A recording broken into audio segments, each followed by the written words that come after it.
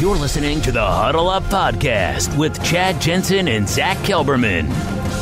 Join Broncos Country's deep divers at milehighhuddle.com and sound off. And now it's time to drop some knowledge.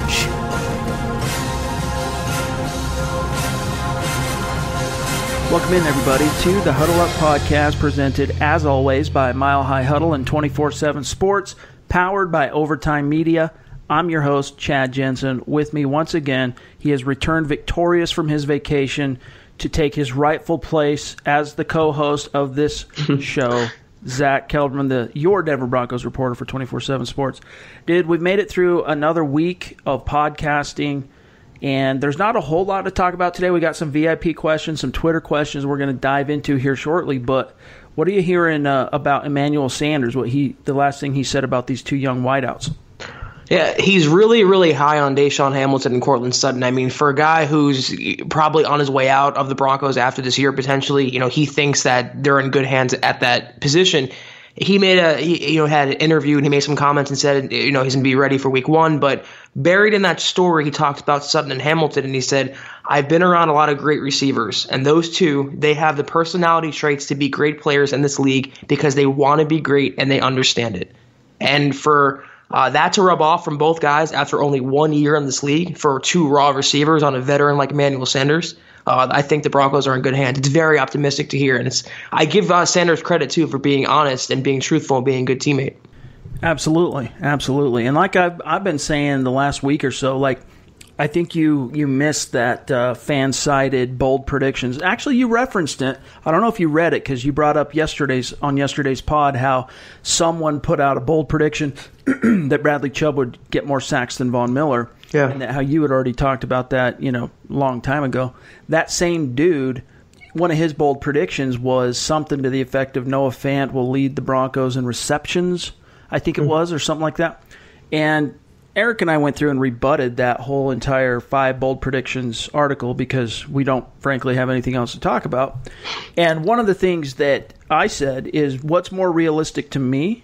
I could see Noah Fant, for example, leading the team in touchdown receptions this year. I could see that. I doubt it, but I could see it. What to me would be more feasible, believe it or not, is Deshaun Hamilton finishing the season as the leader in receptions because we don't know how and when exactly Emmanuel Sanders is going to return. He's talked about week one, and that's great, and probably that's how it's going to shake out. But then, as you like to say, he's entering his age 32 season. What version of Emmanuel Sanders are the Broncos going to get? Probably the similar player from last year. I mean, that would be my guess, but there's a chance Deshaun Hamilton might play a heck of a lot more in 2019 than most fans realize. At best, he's the wide receiver 2 across from Courtland Sutton. And at worst, he's wide receiver 3. But I think there's big things in store for both those guys this year. I do too. And honestly, if one of either Sutton or Deshaun Hamilton don't lead the Broncos in receptions or yards, something's wrong this year. Emmanuel Sanders should be a nice complimentary piece, a nice burner for Joe Flacco, and he should be a good mentor and a good locker room presence and a good teammate. But yeah, the changing in the guard is already happening, and Sutton and Hamilton are the future.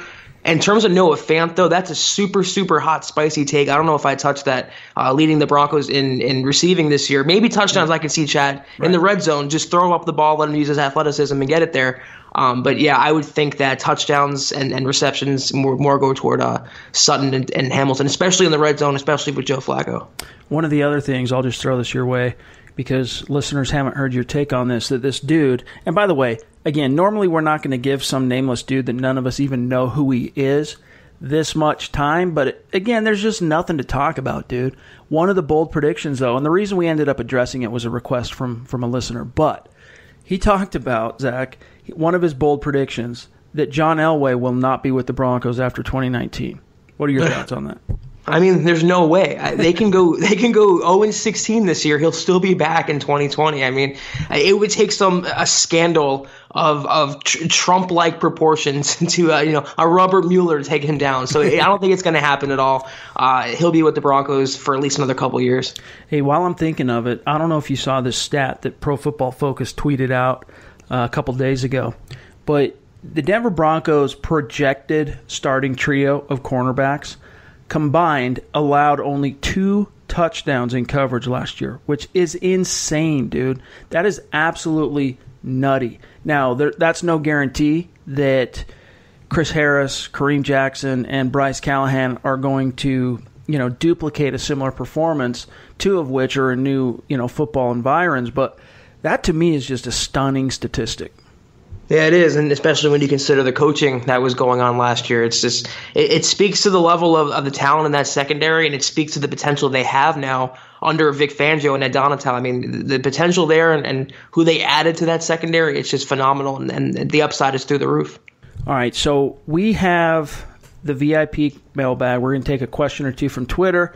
We're going to take a question or two from YouTube. We're going to get to that here in just a second. First, though, make sure you're following the show on Twitter at HuddleUpPod for multiple reasons. One, so that when we do put out call-outs for mailbags and questions and ideas and things like that, you're there, you're involved, you're engaged, and you can participate. Also, it's just the best way to keep your finger on the pulse of what's happening with the show in real time. If you're on YouTube, keep doing what you're doing, liking, commenting, share these podcast videos out on social media. That's a great way to help support the show. And if you're on iTunes, as always, Zach and I really appreciate it if you leave us a creative review. Let us know how we're doing. All right, Zach, it is that time of the week where we take a peek inside the Mile High Mailbag, because Zach and I are your football priests, and each and every week we're here to offer you the absolution and the answers to your burning Broncos questions. And this first one we're going to take from YouTube, okay? This question comes from a gentleman by the name of, on YouTube anyway, Eclipse Stormborn, okay? Fantastic name in a very literal sense. He says, "Hey, I apologize for dragging my feet on joining the VIP, but most certainly will soon. I'm on the East Coast in Philly, Pennsylvania, so I'm always late. But my question is, do you guys think Phillip Lindsay could be the equivalent of a Rod Smith, undrafted, playing with a chip, but also super productive and a major contributor to winning seasons and Super Bowl wins? Thank you. Love you guys. Keep up the great work, and I will VIP soon." Eclipse Stormborn, if one day you VIP, that's the highest compliment you can pay us. It's also a great way for you to kind of take your Broncos fandom to that next level. So, when you can, when it's feasible for you, appreciate it. But until then, just keep doing what you're doing, staying engaged. Zach, Phillip Lindsay being an equivalent of Rod Smith, undrafted, chip on his shoulder, productive. What are your thoughts for Eclipse Stormborn? I like it. I like the comparison. I mean, based on 1 year, an historic year, a Pro Bowl year, he's already entering that level of fandom in the Broncos fan base and that level of lore. And I think he could be that down the road. But it's going to take the sum of all the Broncos parts. He's going to be a factor, a main factor, but not the only factor. All those things have to come together for the Broncos to go on a run and get back to the playoffs before we can even start talking about winning another title. I mean, we have to take it slow here. But in terms of one-on-one ability, and you compare the players in terms of undrafted status and productivity, yeah, he's well on his way to being in that same tier eventually. Rod Smith does not get enough freaking credit. Undrafted, he has over 11,000, dude, 11,000 career yards. Entered the league as a former college quarterback in '95, hung up his cleats following the 2006 season. So that was Cutler's first. No. That was Jake Plummer's final year, in which Cutler finished the year, and that was the season also that Darren Williams was killed at the end, unfortunately in a tragic way. But Rod Smith, when he hung up his cleats, not only was he a two-time Super Bowl champion, he'd been to multiple Pro Bowls, and he had 11,389 yards. Now, where that puts him, Zach, in the all-time annals, he's ranked 32nd all-time among receivers in yards, career yards. But what really bolsters and why I think that it's a massive snub, he's never in the conversation even for the Hall of Fame, is the fact that A, he had all that production as an undrafted player, and B, he did contribute to what the Hall of Fame over all these decades has coveted and relished most in their candidates, which is Super Bowl rings, double Super Bowl rings. So I just wish he would get more credit in that sense. In Denver and in the Rocky Mountain region, obviously, Rod Smith is a freaking legend. The team keeps him close. He comes in, he'll talk to the team at times. He'll, make an appearance at training camp and hang out with the wide receivers, teach him some things, give him speeches, motivation, and all that. Phillip Lindsay, as exciting as that first year, that rookie year was for him, dude, he's got a long road left to hoe to come even close to making the kind of dent that Rod Smith did. And it's not quite apples to apples because Rod Smith was a wide receiver and obviously Phillip Lindsay is a running back. But that doesn't say, as Zach said, I think great things continue to be on the horizon for Phillip Lindsay. And where are we? We're recording this first week of July. I mean, Zach, training camp's just a couple weeks away where we finally get to see whether or not Phillip Lindsay actually hits the ground running, unencumbered, full contact, full go from the medical staff. I mean, yeah, he has to prove exactly, Chad, that he's even healthy right now and be a full-time running back, and then first have to maintain his starting job because the Broncos are not going to hand anything to him. Royce Freeman's in there, Devontae Booker's in there. He's going to be a major factor. He's always going to be the key cog when he's healthy, but he has to prove he wasn't a one-year wonder. He has to prove he wasn't a flash in the pan, and if he can do that consistently and he can put some good seasons together, he can be a Rod Smith eventually. But, like you and I are both saying, it's baby steps for this franchise right now. They have a long way to go to get back to those glory years. Dude, Jerry Rice, I'm looking at the records right now. His receiving yards record will never be broken. Larry Fitzgerald, he's been in the league for like 39 years now, and he's still freaking 6,000 yards, more than 6,500 yards away from Jerry Rice. Jerry finished his career playing from 1985 through 2004. And by the way, most Broncos fans might remember this. He actually retired as a Bronco. Now, I don't know exactly how it played out if he went back, and I can't remember now if he went back and signed like a one-day contract with the Niners or something, but the last team in which he suited up, that was the Denver Broncos. Mike Shanahan brought him in 2004 to ostensibly, as a former Raider, come into and team up with Jake Plummer and all that. Didn't work out. If I recall right, he might have gotten hurt too a little bit in camp. He was old, man. By that point, he'd been in the league 20 years. I think it was his 20th season, if I'm not mistaken, and then he ended up retiring before the regular season. But, dude, 22,895 receiving yards. The next closest guy is Larry Fitzgerald at number 2 with 16,279. And then it goes Terrell Owens, Randy Moss, Isaac Bruce, Tony Gonzalez. Sometimes I forget how prolific he was. 15,000 yards, 6th all-time, and he was a tight end. Tim Brown's number 7, Steve Smith of the Carolina Panthers and Baltimore Ravens, Marvin Harrison, and Reggie Wayne. That rounds out the top 10. It's Broncos legend Jerry Rice. It's really insane what he's done, what he did in his career, and some of these records that still stand. It's nice to see that. It's always going to stand. It seems like no one's even come close. I was thinking Megatron's going to be somewhere near there if he continued his playing career, but it's truly a hard feat to get to. So anyone to be up in that tier is certainly worthy of being an all-time great. Yeah. Megatron finished with 11,619, so he was only 300 yards more than Rod Smith, but he played almost half as long, So a couple other Johnsons on that list. You got Andre Johnson, who's listed at 11th with 14,000, and Chad Johnson, Ocho Cinco, at 11,000, 59. So, and anyway, we kind of digress, but we'll see how it shakes out for Phillip Lindsay. We're all, obviously, it goes without saying, excited to see whether or not he can duplicate what he did last year in his second season and prove all of his doubters in the NFL, especially NFL front offices, wrong. All right, this next one, Zach, comes from a fella by the name of Jacob Doan on Twitter, at Jacob Doan. He says, what are your guys' most hated AFC West team? For me, it's the Chiefs, and I'm hoping that this is the year that we beat them. I'm tired of going 0-2 against Kansas City, which I absolutely agree. It sucks. It's one of the worst things. I'll take this one, Zach, because I know you didn't, I'll serve it over to you, but I know you didn't grow up Broncos guy. So here's what I'll say. Growing up, Raiders were by far the most hated, in my mind, AFC West division rival for the Denver Broncos. And it stayed that way for a long time. Obviously it's been quite a while since the Raiders were anything more than a short-term flash in the pan. I mean, they went from 0-2, in which they appeared in the Super Bowl. No, that was 0-3. They lost, of course, to Tampa Bay that year in the Super Bowl. They went from that year until I think it was 2016 when Derek Carr broke his leg. But, They had won double-digit games, made it to the playoffs that year without, of course, the last couple games without Derek Carr.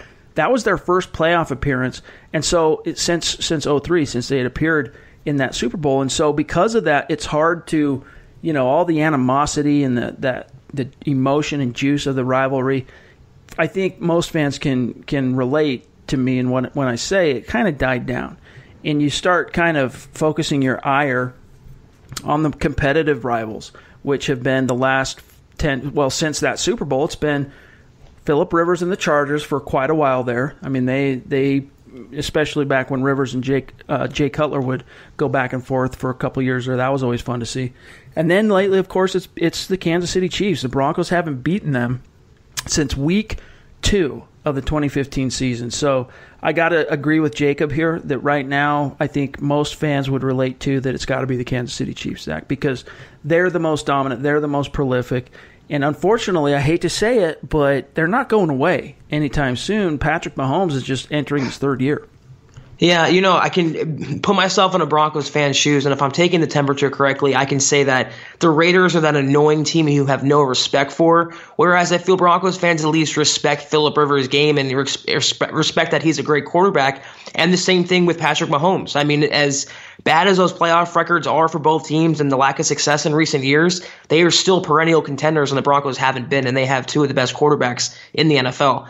I would say it's the Chiefs right now, but maybe in the past it was the Raiders. It was that traditional rivalry, but you always want to be the number one, and right now the Chiefs have that spot, and the Broncos feel like they should have that spot. But until they knock them off their thrones, it's going to be tough for them. So most hated definitely the Chiefs right now. Yeah, but growing up in the 80s and 90s, I hated the Raiders more than any other team in the NFL. But if they don't bring the thunder, if they're not a threat, it's hard to really feed the rivalry. So we'll see where it goes. Now, we'll see what's left also here in the Mile High Mailbag.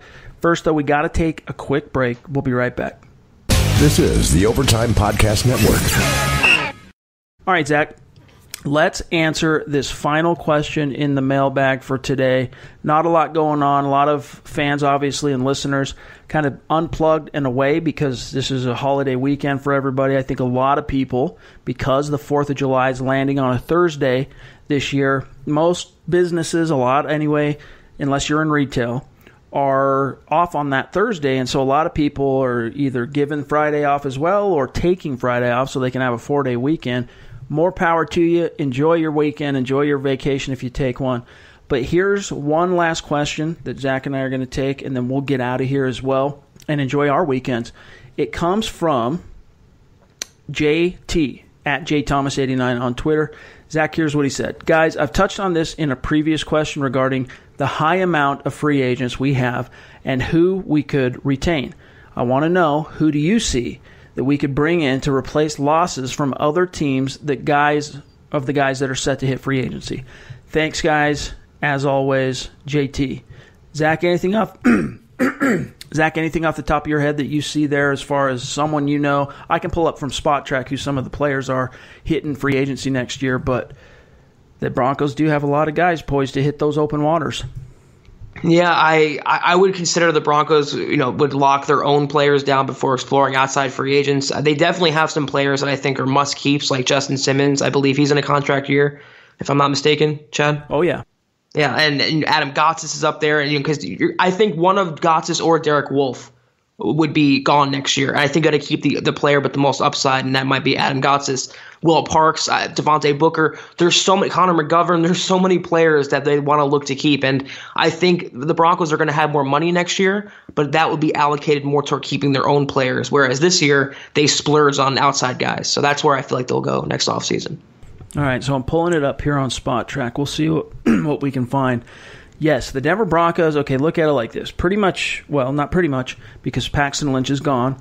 Every single player from the 2016 draft class is in a contract year. So that includes Gotsis, Justin Simmons, Andy Janovich, Connor McGovern, Will Parks. I think that's all that remains from that class, plus a few other veterans like Emmanuel Sanders, Derek Wolfe.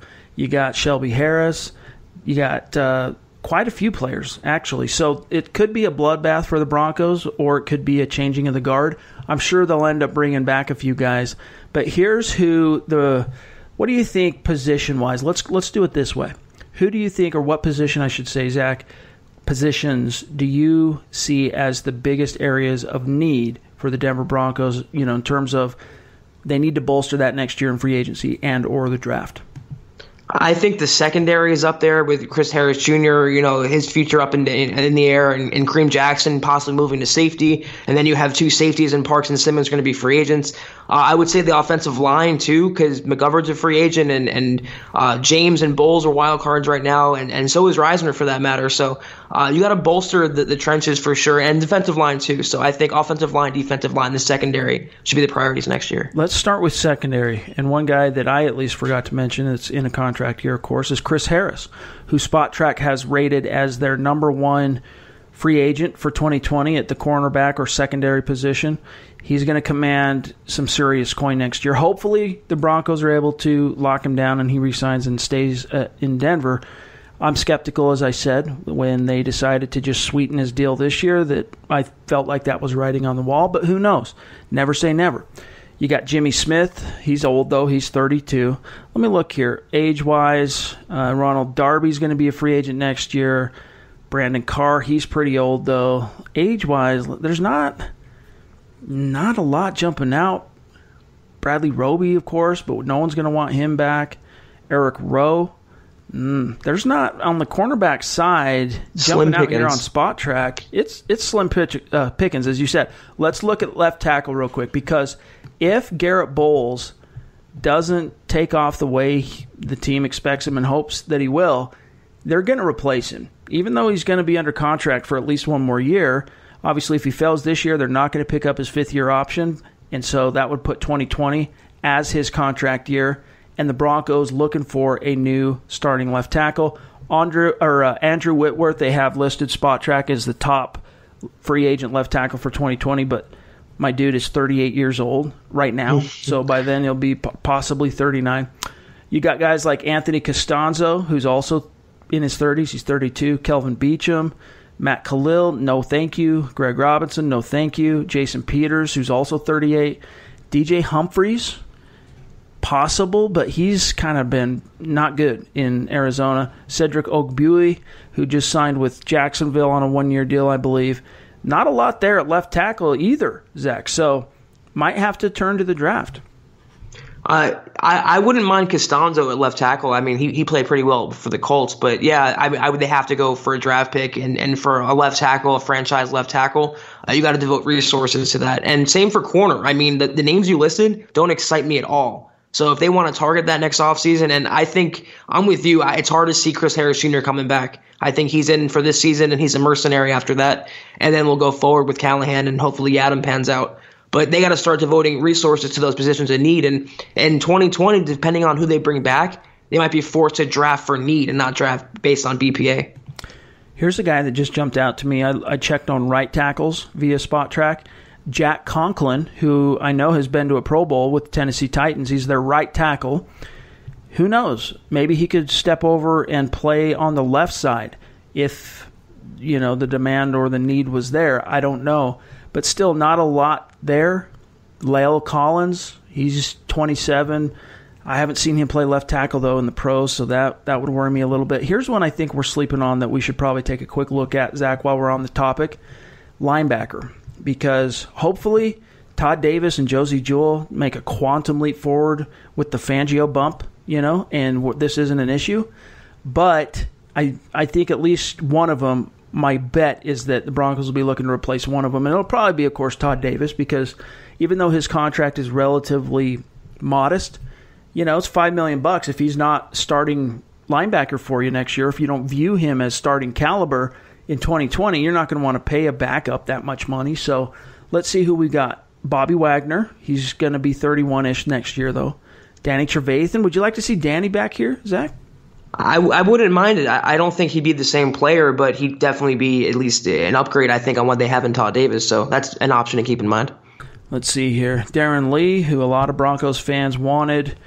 Ryan Shazier, unfortunately, his career, we know what happened there. Let's see who else they got.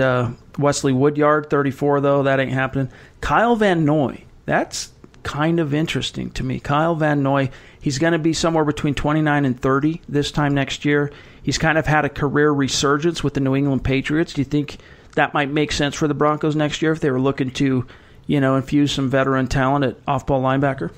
I think they have their Van Noy and Josie Jewell. I mean, if they're going to go big game hunting for an inside linebacker, I want that difference maker. I would almost rather take a Darren Lee and hope he can blossom into a true 3-down player, only because of what he offers as a blitzer and in pass coverage. I don't want two of the same good run-stuffing inside linebackers, and that's also kind of why I'm worried this year with Todd Davis and Josie Jewell. So based on that list, Trevathan would be okay, but I'm not, just jumping out for anyone right now. Here's a guy, Jalen Smith of Dallas. He's been able to, after that freakish injury that really threatened his career, he's been able to stay healthy the last year or two in Dallas, if I'm not mistaken.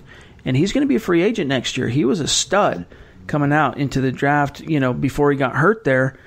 I don't know. That might be interesting. But, hey, we're quite a ways away from that. It's kind of hard, I think, for Zach and I to wrap our brains around what the free agent market's going to be looking like next year when we haven't even played 2019. Now, who knows? Guys like Nick Kendall, guys like Carl Dummler, maybe even Eric Trickle, they could probably tell you everything you need to know about every free agent poised for the 2020 class. So maybe we'll circle back and touch on that at another date. But you know what, guys? That's got to do it for today's episode of the Huddle Up Podcast. As always, make sure you're following the show on Twitter at Huddle Up Pod. Another quick thing that Zach and I want to tell you guys is, as we come back, or when we come back next week, again, we're in the home stretch, the final 2 weeks or so before training camp finally kicks off. We've got ideas and things that we want to do in terms of previewing training camp for you. But any ideas or requests you have in ways that you want Zach and I to preview training camp, break down positions, roster, whatever you want us to do on that, any requests you have, submit it on Twitter, submit it in comments on YouTube. VIPs, of course, always at milehighhuddle.com on the MHH Insiders Forum.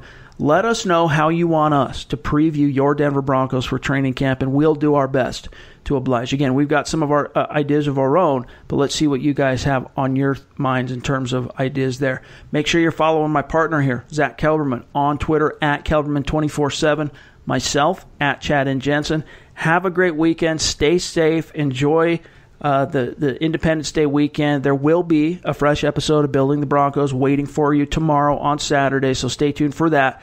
In the meantime, for Zack Kelberman, I'm Chad Jensen. We'll talk to you on Monday. You've been listening to the Huddle Up Podcast. Join Broncos Country's deep divers at milehighhuddle.com to keep the conversation going.